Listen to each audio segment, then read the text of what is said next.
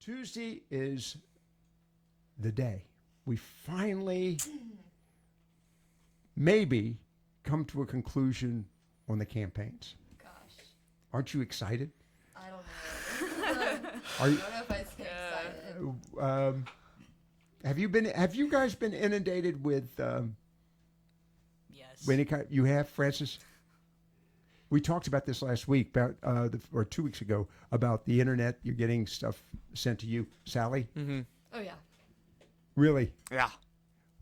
I'm curious. Do you even pay any attention to it? Not really, no. Not a majority of the time, probably not. Actually, probably not a bad thing. Go ahead, Sally. I'd say, yeah, I agree with Charlie. It's just kind of funny, like the kind of texts that I'll receive, and I'm sure Francis can relate, where it's just like, they're kind of aggressive, and they're like, we need money, vote. Vote for us, too. Send money. Okay. Yeah. Right. Francis, any impact? I don't think like a lot of political advertisements or like political mail have a super big effect on me personally, because it's just more inconvenient than anything. Because it's just like all this stuff is getting flooded to me, like vote for this, vote for that, vote for this, and it's like I'm forming my opinion about these things outside of your like spam mail. So Okay, let's talk here for a moment about the issue of information and how you're gathering that information. A little background real quickly. The Washington Post decided not to endorse a candidate. It's the first time they've not endorsed a candidate since I think it was 1976. Okay? Prior to that, they never endorsed a candidate. Some newspapers endorse candidates, others don't. Los Angeles Times and the Washington Post have both opted not to endorse. Now, the question, of course, now, and they've lost 250,000 readers as a result. Okay. Out of 2 million, roughly, they've lost 10% of their readership. Nothing that Jeff Bezos can't easily weather. He's the fifth richest man in the world or something of that nature.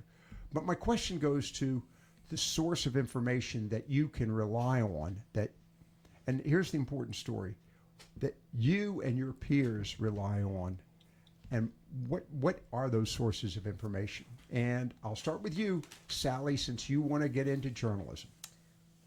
Ooh.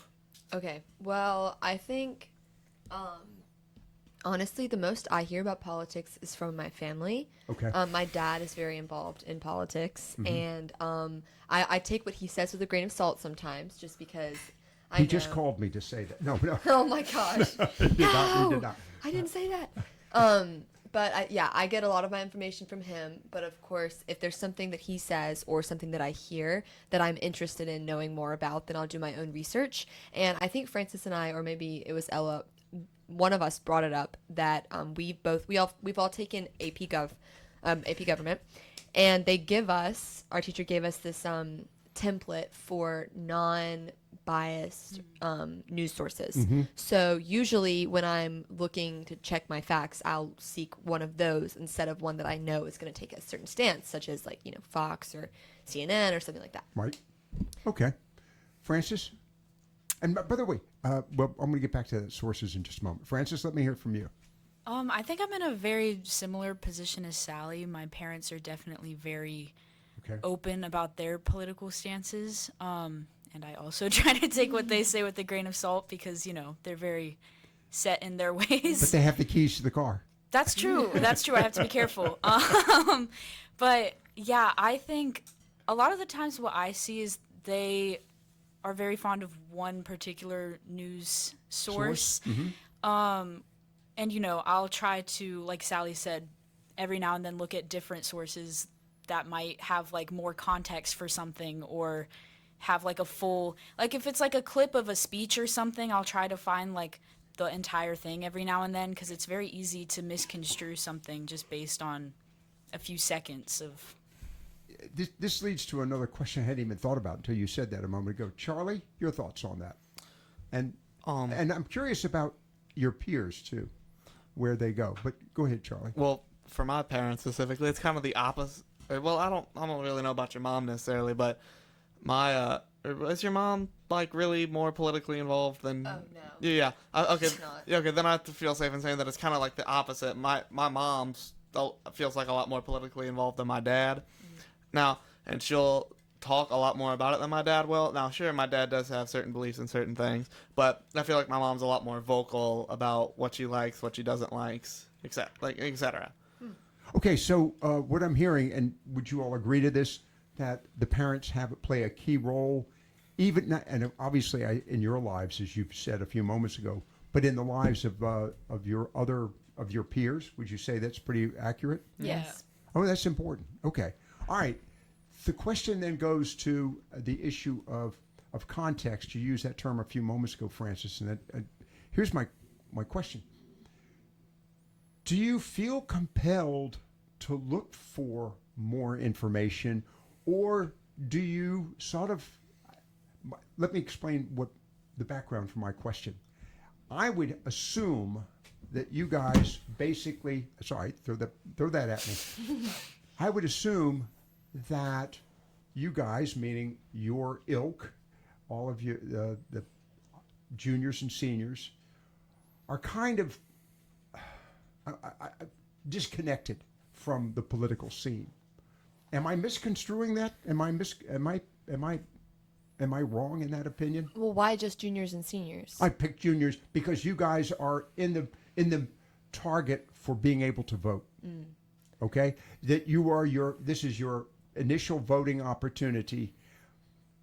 But, and I'm going to make another assumption, the volume and the vitriol that has been visited upon you and all of the consumers out there. I mean, it's amazing, and I'm going to pick on him. It's amazing that Donald Trump hasn't been tagged with being the devil incarnate, or maybe he has been. I mean, the vitriol, and the same back to Vice President Harris. I'm just wondering if that, I'll use the term, sort of turns you off from the whole conversation and the discussion and thoughts about campaigning in the election. Am I accurate in that feeling, Sally? I think I would have to agree, kind of just because, like, especially as seniors, I feel like there's a lot that we have on our plates, and this whole like getting involved in an election and making people mad, and all of this stuff just kind of seems like another thing to add to it. And I also think that, strangely enough, I felt more knowledgeable and involved in the last election than I do in this election. And I was like 14 during the last election, which is a little weird. But I didn't really have like a dog in the fight when I was 14. And now I'm 17. I won't be able to vote, but I'm pretty close to it. And I'm pretty close to moving out. You're in the window. You are definitely in the window. Francis? Because you can vote. Yes, I can. I plan to. How did you vote? No, I haven't. I haven't yet, but I'm going on Friday, and I'm very nervous. I think I definitely agree with Sally. I've felt a lot more. There will be a test afterwards. I want to make sure you. Oh have no! I feel like I was just very much more politically aware during the last election. That's interesting. And I honestly don't really know why. I think it's just. Sally mentioned this maybe last time or the time before that, but there's been so much animosity, especially within this election.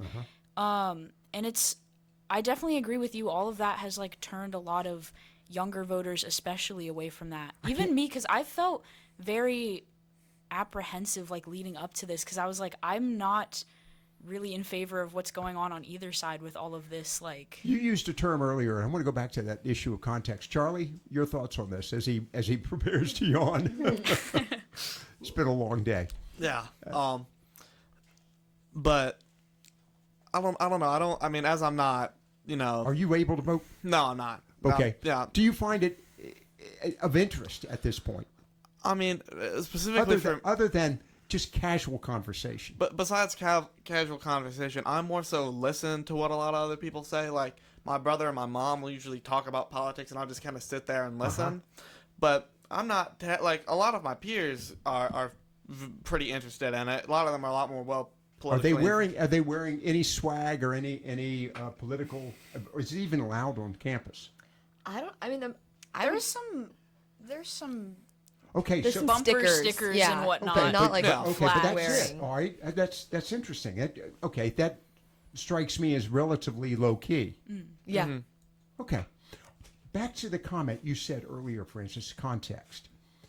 That, and there's the reason I'm wondering if you find the rhetoric, the campaign messaging, what have you, worthy of checking it out. President Trump said this of Vice President Harris, or Vice President Harris and her campaign said this of Donald Trump.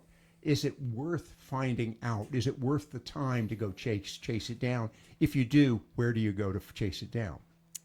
For me, it is just because I feel like it's, it's very easy to make general blanket statements about, a candidate's beliefs or their policies without really taking into consideration.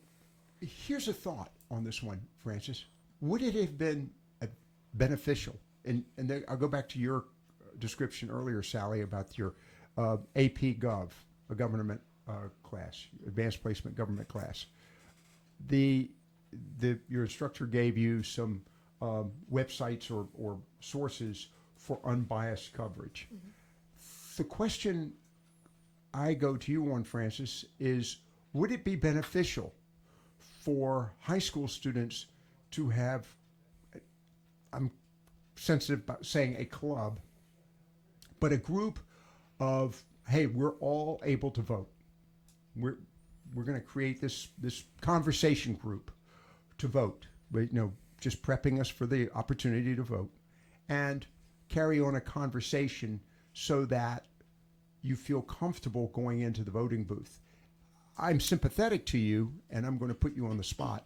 Do you feel comfortable going into the voting booth? You said you were a little scared, and I appreciate that because this is hey, listen, it's just filling in the bubbles, okay? Just that's what you've been doing for years in school. But is it a matter of you are apprehensive because you recognize that your vote's going to be very important, and it will be, but also that you're really not sure that just the whole program? What's your thought on that? I think it's definitely a little bit of both. I mean, obviously, this is my first time as an adult having that, By the way, opportunity. they're lined up outside the door to hand you some more boy, material. I can't wait. But also, I feel like it's, it's funny you mentioned like a sort of organization or something Right. like that potentially, because I've thought about something similar, not to like organize that, but they've Just being able to get together and Yeah. say, hey, we're going to be voting. What day are you going to vote? I'm going to vote on Tuesday. You're going to vote on Wednesday. Fine. right. Have you given thought to this, and this? And without trying to convince anybody that you're right or wrong. I'm just, because I think it's a great opportunity. I think so. I think especially because the school, at least our school, West, put a lot of effort into giving out like voter registration resources and stuff like that. But past that, it's like they don't really give you much to work with, like towards actually voting. They can't. I know, but because then, go ahead, Sally. I was going to say they can't, but some organization, I can't remember, I think it was like, I don't know, like women voters. Oh, yeah, women League voters. of Women Voters. Yes. They offered to come to our school and I think maybe it was register. I don't really know, but I think it was register, people who are eligible to vote. And our administration said no and turned them away. And so we actually had a group of students get together and do their own voter registration for of-age voters at our school. Okay. League of Women Voters know the group, and my attitude is they would have been a good resource. And absolutely, I contend, I argue with the president of the organization being left of center, but shall we say, not very far, but they do, I think, a creditable job. I really do. So that's an endorsement for the League of Women Voters. All right, I'm going to wrap it up with that. I've got one. I'm going to go back to college and issue here in just a moment. Any final comment from the three of you on my question? Because this is a big issue. Hopefully Tuesday, it'll be over. Oh, God. hopefully. I mean, even like the thought of what you were saying, like a club to talk about that, I feel like even the thought of that would just automatically cause some sort of like dispute and like it would Yeah. blow up in everyone's face just because it's such a hot topic. It would- I feel like a lot of parents would feel like iffy about it, like the school is trying to like make an Yeah. agenda or Yeah, something. because Yeah. if one club gets made before another, then they're like, Okay, hey, yeah. you're doing this. I and know. they're I know. This would be impromptu, but go for it, Charlie. I'm pretty sure there was something like a political club at Croatan for back when my brother was there. I don't remember the name of it, but I'm pretty sure it got shut down pretty quickly because like it just causes a lot of conflict because that reveals like, hey, these are my beliefs, and if someone hears about that, like, hey, I don't agree with that, then it ends up creating kind of a space for conflict. I just